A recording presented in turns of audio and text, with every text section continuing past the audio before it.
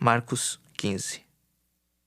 Logo pela manhã, entraram em conselho os principais sacerdotes com os anciãos, os escribas e todo o sinédrio, e amarrando a Jesus, levaram-no e o entregaram a Pilatos. Pilatos o interrogou. És tu o rei dos judeus? Respondeu Jesus. Tu dizes. Então os principais sacerdotes o acusavam de muitas coisas. Tornou Pilatos a interrogá-lo. Nada respondes? Vê quantas acusações te fazem. Jesus, porém, não respondeu palavra, a ponto de Pilatos muito se admirar. Ora, por ocasião da festa, era costume soltar ao povo um dos presos, qualquer que eles pedissem. Havia um chamado Barrabás, preso com amotinadores, os quais, em um tumulto, haviam cometido homicídio. Vindo a multidão, começou a pedir que lhes fizesse como de costume. E Pilatos lhes respondeu, dizendo: Quereis que eu vos solte o rei dos judeus? Pois ele bem percebia que por inveja os principais sacerdotes lhe o haviam entregado. Mas estes incitaram a multidão no sentido de que lhes soltasse de preferência Barrabás. Mas Pilatos lhes perguntou: Que farei então deste a quem chamais o rei dos judeus? Eles, porém, clamavam: Crucifica-o! Mas Pilatos lhes disse: Que mal fez ele? E eles gritavam cada vez mais: Crucifica-o! Então Pilatos, querendo contentar a multidão, soltou-lhes Barrabás. E após mandar açoitar a Jesus, entregou-o para ser crucificado. Então os soldados o levaram para dentro do palácio, que é o pretório, e reuniram todo o destacamento. Vestiram-no de púrpura e, tecendo uma coroa de espinhos, lhe a puseram na cabeça. E o saudavam, dizendo: Salve, rei dos judeus! Davam-lhe na cabeça com um caniço, cuspiam nele e, pondo-se de joelhos, o adoravam. Depois de o terem escarnecido, despiram-lhe a púrpura e o vestiram com as suas próprias vestes. Então conduziram Jesus para fora com o fim de o crucificarem. E obrigaram a Simão Cireneu, que passava, vindo do campo, pai de Alexandre e de Rufo, a carregar-lhe a cruz. E levaram Jesus para o Gólgota, que quer dizer lugar da caveira. Deram-lhe a beber vinho com mirra. Ele, porém, não tomou.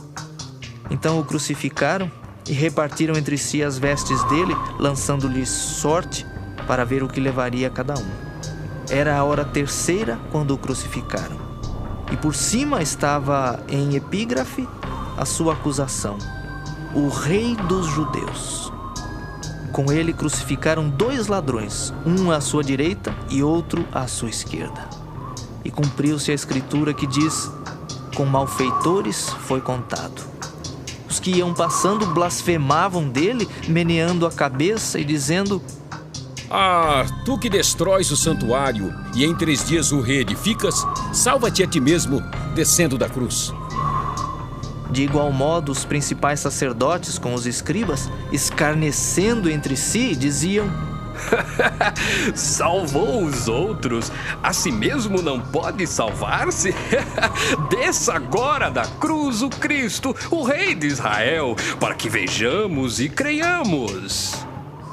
Também os que com ele foram crucificados o insultavam. Chegada a hora sexta, houve trevas sobre toda a terra até a hora nona. À hora nona, clamou Jesus em alta voz: Eloi, Eloi, lama sabachthani. Que quer dizer: Deus meu, por que me desamparaste? Alguns dos que ali estavam, ouvindo isto, diziam: Vede, chama por Elias. E um deles correu a embeber uma esponja em vinagre e, pondo-a na ponta de um caniço, deu-lhe de beber, dizendo: Deixai, vejamos se Elias vem tirá-lo. Mas Jesus, dando um grande brado, expirou.